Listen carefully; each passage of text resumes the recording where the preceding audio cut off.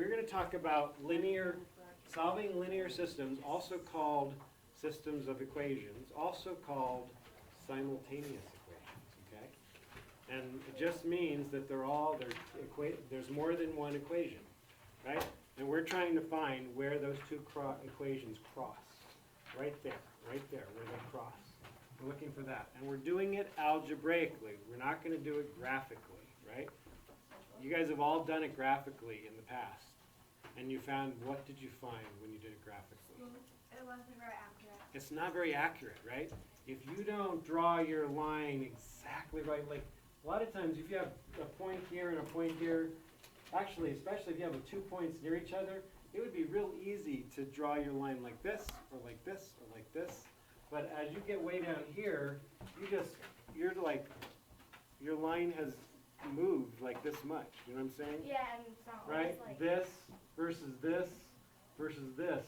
They all seem like they're cut going right through those two dots. But if you're not exactly right on, it's like you're going to get a place where they cross, and it's not really there. It's really here, but you didn't draw it very well, right? So it's really hard to solve them with graphing unless they work out perfectly, right? And you're really, really accurate, and you use your slope over 1 up 2, over 1 up 2, over 1 up 2, over 1 up 2, keep putting dots all the way along. Then it's not too bad. But graphically, algebraically, it always works. Always works. So we're gonna continue what we did yesterday, right? With the homework that you did last night, that some of you did last night, right? That Nate's group did. We're gonna add the last piece, which is then once you know this, you know all of systems of equations. With elimination, you'll be done with them, right? Except I'm also going to be teaching you today in this lecture another thing. I'm going to teach you how to do a word problem, okay? And the word problems are amazingly simple. And then this kind that I'm going to give you. And once you understand it, I think nobody will have trouble. You will just have to use this method that I'm teaching now to solve the problem, okay? So here we go. I'm going to give you a problem. Let's see. Let's do this one. Let's do 2x plus 4y equals negative 4. And then we have 3x plus 5y equals negative 3. So write that down in your notes.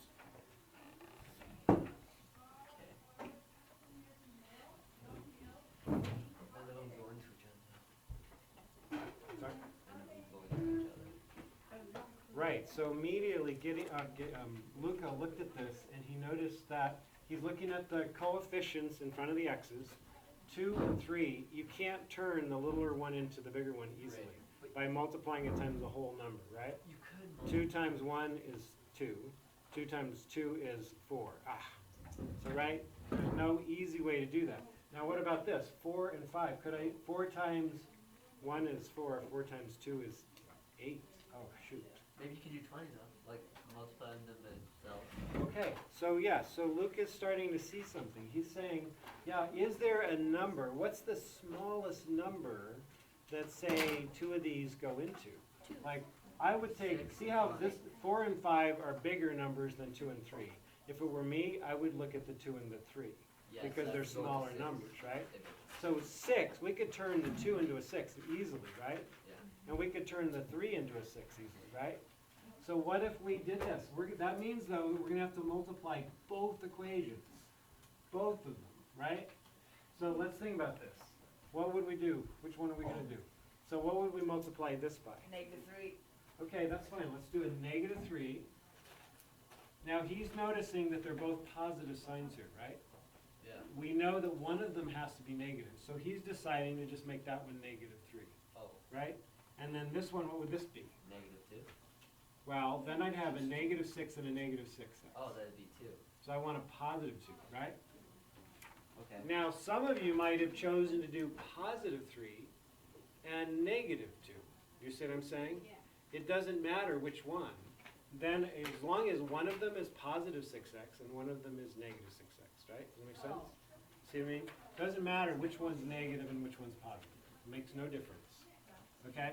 So the trouble is though, it means I have to multiply both of these equations. Yeah. So Rowan, have you learned what's called the distributive property? Does that sound familiar?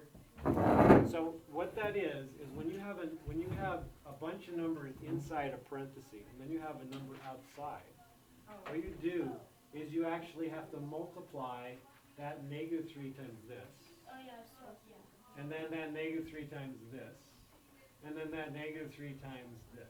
Do you see what I'm saying? And so that's called the distributive property. So I'm going to do it over here. So I've got -6x minus 12y equals, what would that be? 12, right? Positive 12. All right, now we're going to do this one. Positive 6x plus 10y equals -6. Is that right? Yeah. So now, am I ready to add these? Are my yes, that 6's crosses going out. to be eliminated? Yes. Yeah, my x's are going to be eliminated, right? So that's going to be gone. So suddenly I have -2y It's gonna be is equal to 2y. 6, right? 12 minus 6 is 6, right? Yep. Divide by -2. Divide by -2. I have y is equal to -3. Right? Yeah. Make sense? Okay, so that's my y. Now I've got to go back. I'm not going to go to these, okay? You always want to go back to your original equations, right? Right, but which one would you plug it in? And it doesn't matter. Oh, you It plug never matters. You can always do either one. So I'm going to just choose the top one. Oh. So 2x plus 4 times -3, right? That's my y. Y is -3 is equal to -4. So now I can simplify that. 2x minus 12, right, equals -4. And then I'm going to add 12. Add 12. And I have 2x equals 8, right? And then you divide that to 4. 12 minus 4 is 8. Divide by 2, divide by 2, x is equal to 4. So my final answer, I can just write it as this, x equals 4 and y equals -3, or I could say 4 comma -3 in parentheses, and put a box around it so your teacher can find it, right? Yep. It's not hard. It's not hard at all. It's just that you have to multiply both equations. It's not Right? trickier at all. Now, could I have turned this into 60x? I could have. I could have multiplied it times -30. But do you see how that makes it harder? You're just dealing with bigger Yeah. numbers. You want to use the smallest numbers you can, right? Bigger is not better. Now, could I, okay, so Bigger is better. one more question. Could I have eliminated the y's instead of eliminating the x's? You could have. What could I have done to do that? What would 4 and 5 Negative do? 20. -20, right? So I could have done -5 up here and -4. +4 here. Or I could have done +5 here and -4 here. Doesn't matter which one's positive and which one's negative. Makes no difference. Okay? So good, awesome. Fist to 5. Do you guys understand it? Does it make sense? Awesome, awesome, awesome, awesome. Great. Beautiful. All right, so now that, oh, sorry, can I erase it yet? 4? Okay. Okay, all right. Okay, you're kind of getting there. What you need to do is practice. You just need a lot of practice. Today, tutoring will be perfect. You'll feel really good about it, okay? Can I erase this? Yeah. Mike, do you need a picture? Yeah. Oh, you're up on the Yes, Yeah, thank you you. did. Yeah, Please tell me. I Move need that help. out. And I tried asking you to see, no, my internet's stupid. I know, but I couldn't email it. Oh. Because my internet's stupid. Alright, don't erase it. I'm gonna take a nice picture. Bummer. I didn't bring the example I was going to use for my Really? You guys video. go, like, Oh. tell me, do whatever you want. Well, like, All right. Can I erase it? Yeah. Posted it on Instagram. Really? No. How do you Oh, that count? would be embarrassing. Good, good. Being highlighted. Okay, now I can. Latin, fun, awesome. Yippee, Latin. Okay, Is it time that I'm depressed? let's see here. Can we do some like this? All right, you know what, I'm gonna set up number 7 on the homework, okay? Just because I don't wanna confuse you by making one up in my head and it not working out for me. Is there as many problems as last night's homework? What? Is it just that like last night's homework, little problems? There's 8 problems total. Okay. You'll- Wait, what number are you Two more doing? than normal. Number Number 7. You're the only one who didn't like flowers. So I'm setting this up, but I'm not gonna finish it. So it's gonna be up to you guys to finish it, right? But here's the problem. I want you to write the problem as I'm writing it. So in your notes, okay? Everybody write this down. 3. Well, let's see. Let me just do. You know what? I'm gonna do number 8 just because it's slightly harder. Okay? Slightly. And number 7 is slightly easier. So we got 2 pomegranates. Oh. Pomegranates. Granates. Oh, they're And 5 mangoes. Ooh. Cost $9,000. $1.50. Okay? Period. And then I have 10 pomegranates. Glad I had that spelled out because I didn't know how to spell it. And 10 mangoes cost $6. Right? Here's the big question. How much Can I do it on the board? does each item, no, because we're not going to do the whole thing. Does each item, I want you guys to finish it, but we're going to set it up. Does Can each I set it item up? No, we haven't. cost? Okay. Okay? Oh, do we have to do it with elimination on the homework? You can do it any way you want. Oh, okay. 'Cause- But for Nate's group, elimination, yeah. But you're going to find that it's easier to do elimination. Really? Yeah, I it think it's is. easier to do substitution. No. Not for this one. I don't know which is Oh, easier. wait. Not for this one. And then when the So, Oh. so, all right. So first of all, I'm noticing, do you guys see? Oh, sorry. So for Nate's group, do you see an idea? Do you get an idea of what you could possibly do? What letter could we use for pomegranates? What? We could, yeah, okay, keep going. Brianna, 2 pomegranates, 2 peas, right? 2 peas. N means plus, right? Yeah, plus 5M 5M equals equals, what? 1.5. all right, so now this is where, this is what I would suggest. We're talking about small amounts of money. I would suggest we turn this into cents. Right now, this is dollars and cents, $1.5, right? It's really easy to turn dollars into cents. You just move your decimal over 2 places. Maybe 150. So 150 cents, right? All you have to do is move your decimal over 2 places. That means I have to move this decimal place over 2 places. And then the 2 to 5. So we've got 150 cents. You with me? It's not Yes. .150? What? It wouldn't be .150? Since No. it's cents, isn't that $8? Right, so cents are tiny. Yeah. There's a lot of them in $1.50. Yeah. So there wouldn't be less cents in $1.50 than $1. But if we're turning it into 150 cents, then why Or would we just do $100. Right.